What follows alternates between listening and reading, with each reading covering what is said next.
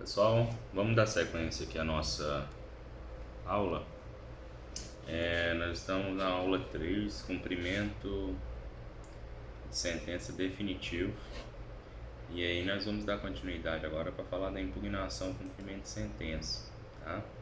Impugnação cumprimento de sentença nada mais é que o meio pelo qual o devedor se opõe ao cumprimento da decisão, né, que reconheça a exigibilidade da obrigação de pagar quantia, tá?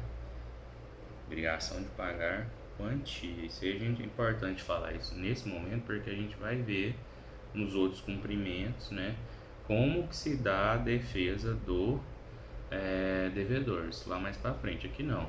A impugnação ao cumprimento de sentença é o meio pelo qual o devedor se opõe, né, ao cumprimento da decisão que tenha reconhecida a exigibilidade da obrigação de pagar quantia, tá? Quais são as matérias possíveis para se alegar em sede de defesa do executado? Primeira delas, falta nulidade da citação se o processo de conhecimento correu à revelia. Gente, vamos lá.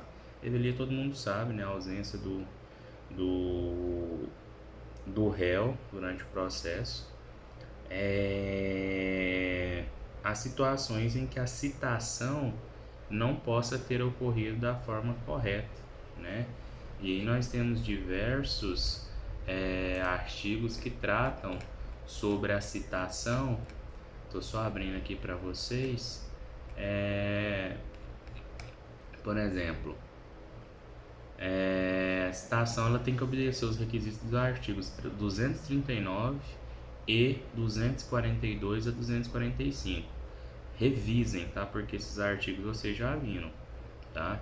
Então a citação, para ela ser válida, ela tem que ocorrer respeitando esses artigos que eu citei. Se ela não ocorrer dessa forma, pode ser que o processo, né, corra à revelia por um vício, né, que o executado, lá na hora que tomar conhecimento do cumprimento de sentença, não deu causa. Aí, às vezes o cara mandou citar ele no endereço correto, lá atrás, no processo de conhecimento, e aí? Endereço que nunca foi dele, essa citação é nula, tá? Então, falta ou nulidade de citação se na fase de conhecimento o processo correu à revelia. Esse ponto é importantíssimo. O processo tem que ter corrido à revelia. Porque às vezes o cara não é citado, mas ele toma conhecimento do processo e comparece no processo. O comparecimento espontâneo do réu, né, lá no processo supra a revelia. Então, nesse caso, ele não poderá impugnar, né, utilizando essa matéria de defesa. Segunda matéria de defesa, ilegitimidade da parte. Olha só, isso aqui é interessante. Quem que deve ser parte no cumprimento de sentença? Professor, você falou que o cumprimento de sentença é uma fase do processo, nós temos todo um processo aí para trás que está sendo continuado agora. Inclusive falou que a citação do executado, né, no pedido de cumprimento é feita até na pessoa do advogado. Ou seja, em resumo, as partes do cumprimento de sentença têm que ser as mesmas partes que figuraram na fase inicial do processo, na fase de conhecimento. Não tem como eu pedir o cumprimento de sentença e o credor em face de um devedor que não participou da relação processual lá atrás, certo? Então o que acontece? É necessário, né, que as partes, tanto a que peticiona, o credor tem que ser o ganhador da ação lá, certo? Aquele que tem direito ao pedido de cumprimento de sentença, e o devedor ou devedores tem que ser aqueles, né, que figuraram, né, da relação processual, porque lá atrás o direito foi discutido. Às vezes eu estou sendo agora demandado aqui no cumprimento de sentença na condição de avalista e eu não participei lá do processo. Então eu poderei alegar a ilegitimidade da parte. Terceira matéria, inexequibilidade do título ou inexigibilidade da obrigação. Gente, vimos que um dos requisitos para que o cumprimento de sentença seja processado é qual? A obrigação tem que ser líquida, certa, ou seja, tem que ter um título que contém obrigação líquida certa e exigível. Então, obrigação líquida que não careça de liquidação. Então, se você estiver sendo intimado, né, de um cumprimento de sentença de obrigação ilíquida, oferece impugnação nesse sentido. Certa, que não deixe dúvidas. Que não deixe dúvidas. Inexigível. Inexigível é aquela, né, aqui nós estamos falando de cumprimento definitivo, já tem que ter ocorrido trânsito em julgado da sentença ou da decisão que a gente está pedindo o quê? O cumprimento de sentença. Então, se não tiver ocorrido trânsito em julgado, é inexigível. A obrigação precisa estar vencida. O devedor precisa estar inadimplente, certo? Para que se processe o cumprimento de sentença. Beleza? Tranquilo? Quarto ponto, penhora incorreta ou avaliação errônea. Lembra que lá, na hora que a gente falou sobre o artigo 524, a gente citou que podem ser nomeados bens à penhora junto no momento que eu faço o pedido de cumprimento de sentença. Então, o que acontece? Pode ser que tanto a avaliação pode ter sido errônea desse bem que eu indiquei, ou a penhora, né, tenha sido que incorreta. Inciso 4º do parágrafo 1º do artigo 525. Olha só, quando que a penhora será incorreta? A gente vai ver lá na ação de execução, eu vou só antecipar alguns pontos aqui, que a penhora ela tem regras a serem cumpridas. Por exemplo, penhora não pode se recair em imóvel objeto de bem de família, Lei 8.009, parágrafo 1º, certo? Segunda regra, a penhora, existem bens impenhoráveis, estão lá no artigo 833, esses bens não podem ser penhorados. Terceiro ponto, ainda, se houver outros frutos e rendimentos passíveis de penhora, para que não se penhore o bem, por exemplo, vamos supor que você, devedor, tem um imóvel, seu nome, sua propriedade, só que esse imóvel está alugado, aluguel de R$5.000. O que é justo? Penhorar o imóvel, tirar o imóvel da sua propriedade para poder pagar uma dívida, ou penhorar os frutos, o aluguel que você recebe? Entenderam a diferença? Certo? E quarto ponto, a penhora deve observar uma ordem da penhora. Está lá no artigo 834. A penhora tem que seguir uma ordem, beleza? Desculpa, 834 não, 848. Beleza, gente? Tranquilo? Regras 834, 835, 848, tá? Do 833 para frente ele fala sobre a penhora. Beleza? Esse é o aspecto material. Quando a gente fala em penhora incorreta.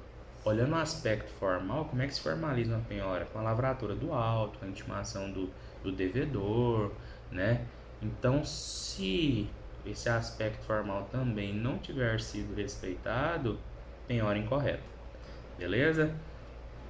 Avaliação errônea é a avaliação que é feita, né, em cima do bem penhorado. É feito por profissional, oficial de justiça avaliador, né, que vai lá, vai olhar esse carro aqui, pode ser um Fusca 75. Relíquia.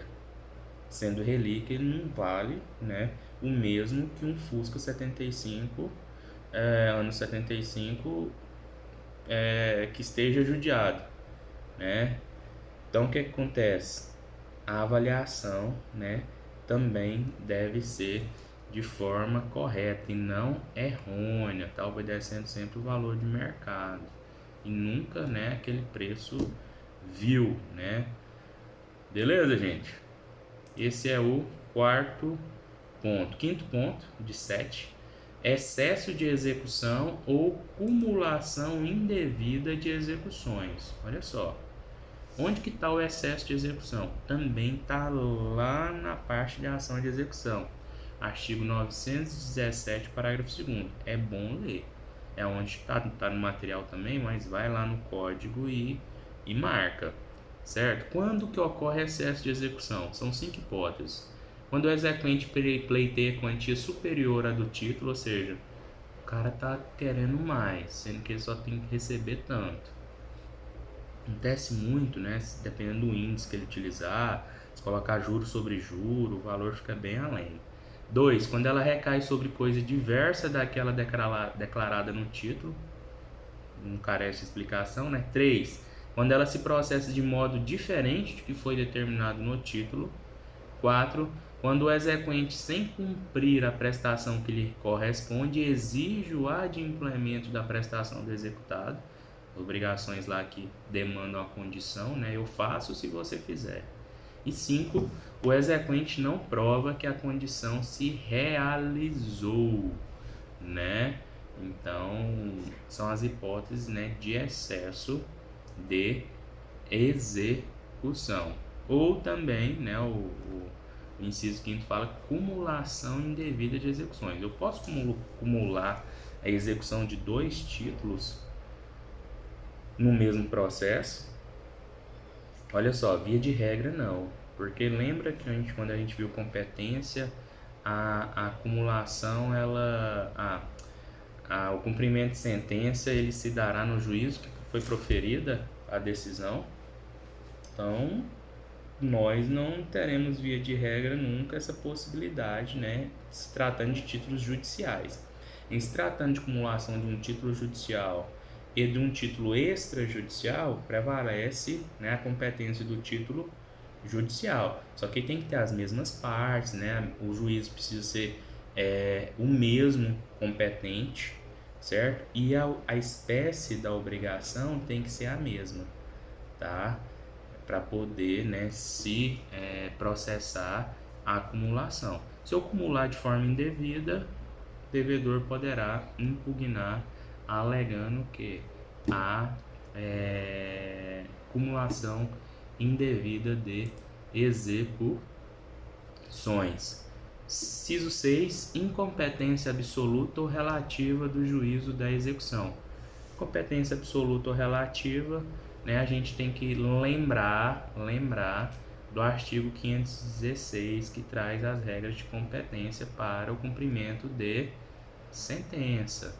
Toda vez que não forem observadas aquelas regras do 516, o executado poderá o quê?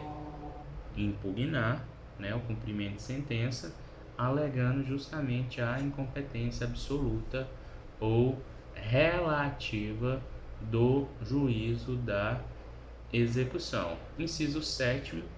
Qualquer causa modificativa ou extintiva da obrigação. Qualquer causa modificativa ou extintiva da obrigação, como pagamento, novação, compensação, transação ou prescrição, desde que superveniente a sentença, tá? Então, se ocorrer alguma dessas causas, se é exemplificativo, não é taxativo, o executado poderá alegar como sua matéria de defesa, né, para se elidir do cumprimento da obrigação.